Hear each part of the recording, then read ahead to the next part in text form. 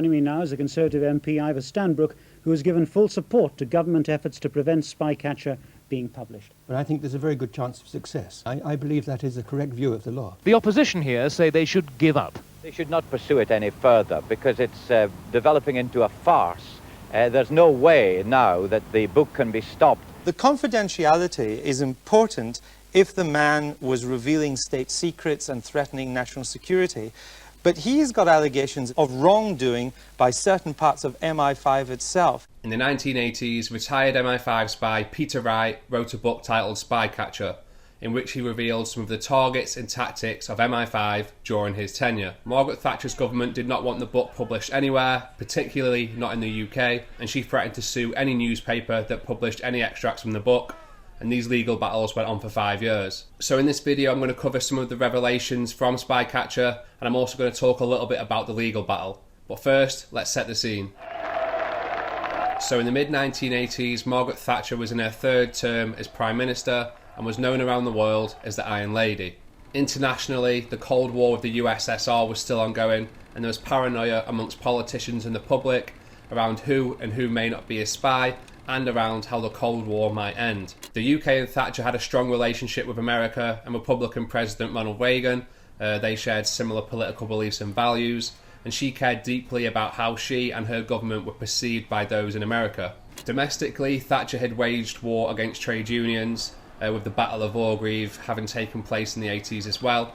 It was widely thought at the time, and is accepted today, that the police were encouraged to and did use excessive force against the protesters that day. So I mention these things because they're all relevant to some of the things that Peter Wright revealed in Spycatcher. But first, who was Peter Wright? So Peter Wright was a British scientist, and during World War II he worked with the British government doing research on radar and radio detection systems. He was well respected in his field, and in 1955 he joined MI5. Peter Wright was recruited for his technical expertise, particularly around surveillance and counter-espionage technology. So Peter Wright also worked on identifying leaks in British intelligence. He worked for MI5 for 20 years, and when he went to retire, that's when this whole saga began. Basically, he expected to receive a full state pension, but was denied this, so he was very bitter. He moved to Australia, and he wrote this book telling lots of MI5 secrets. He made some pretty huge revelations that had a big knock-on effect in the UK, and I'm going to cover 3 of those revelations in this video. Peter Wright said, "They broke their word, so I broke mine." The first huge allegation that Peter Wright made in his book was that Roger Hollis, who was the Director General of MI5 between 1955 and 1965, was a KGB spy working for the Soviet Union. Wright said one of the reasons he suspected Hollis was because of how long it took him to detect and catch the Cambridge Five. These were 5 public servants who worked in areas including the Foreign Office and MI5 who had been compromised by Russia and sold information to them throughout the Cold War. They were all caught, but none of them were ever prosecuted. Wright said that MI5 often suffered information leaks, something that he suspected was Roger Hollis. Although this was never proven, and after a lengthy government investigation, it was decided that Roger Hollis was not a Soviet spy. The investigation took place after Sir Roger Hollis's retirement from the Security Service. It did not conclusively prove his innocence. Indeed, it is very often impossible to prove innocence.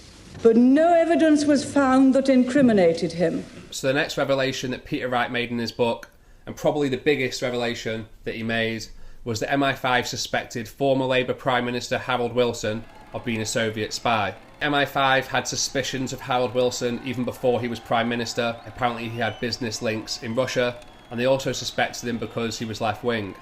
I'm not sure why being left-wing made them suspicious, but apparently it did. Wright admitted that they had no proof of this, yet they still spread misinformation about Harold Wilson and his aides to the British media, claiming that they'd been compromised by Russia. Wright even claims that some members of MI5 discussed overthrowing Harold Wilson and how they would do that. Apparently they even spoke about assassinating him. So MI5 were talking about potentially assassinating a Labour Prime Minister. Although Peter Wright does say, as far as he's aware, no attempt was ever made. Something else Wright revealed in his book, and something Margaret Thatcher would have been desperate to keep under wraps, is that MI5 spied on trade unions. According to Wright, MI5 became much more involved in monitoring and infiltrating the British left, including some trade unions. They did this by infiltrating meetings, by bugging offices. Apparently they even broke into their offices to steal membership lists. They kept close tabs on Michael Foot, who strongly believed that trade unions were the backbone of the Labour movement. Michael Foot was also leader of the Labour Party for 2 years. Wright did say that they never actually suspected Michael Foot of being a Soviet spy, but MI5 still watched him closely. Something else Peter Wright admitted is that MI5 used similar tactics against the trade unions as they did against Harold Wilson, by running smear campaigns against union leaders and Labour politicians who supported them. So MI5 working against trade unions is something that was later proved in the National Archives, as this article states. MI5 put union leaders and protesters under surveillance during the Cold War. Targets for surveillance included Jack Jones, the doyen of the Labour movement, and the Greenham Common Women's Peace Camp. So the Greenham Common Women's Peace Camp were anti-war activists, whereas Jack Jones was a prominent, vocal, well-respected union leader. Employers who pay their workers less than £16.10 for a normal week are Scrooges of the first order. MI5 also got involved in legal cases against protesters to ensure that they got harsh prison sentences. MI5 was involved in 1972 conviction of trade unionists, court told. Higher echelons of the state allegedly helped get striking workers, including Ricky Tomlinson, convicted.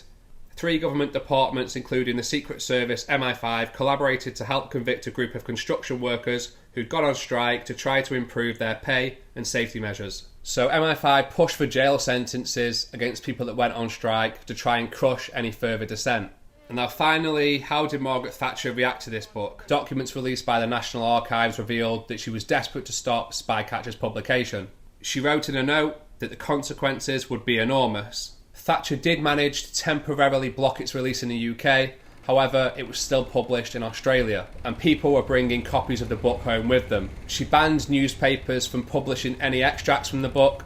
That's before it had been released in the UK. However, the newspapers eventually won the legal battle, this ban was removed, and the British government had to pay damages to those newspapers. Peter Wright became a multimillionaire off the back of the book, and even threatened to write a second book revealing 10 more secrets about the British state, but he never did. I guess we should have just given him his pension. I don't feel a bit sympathetic with him.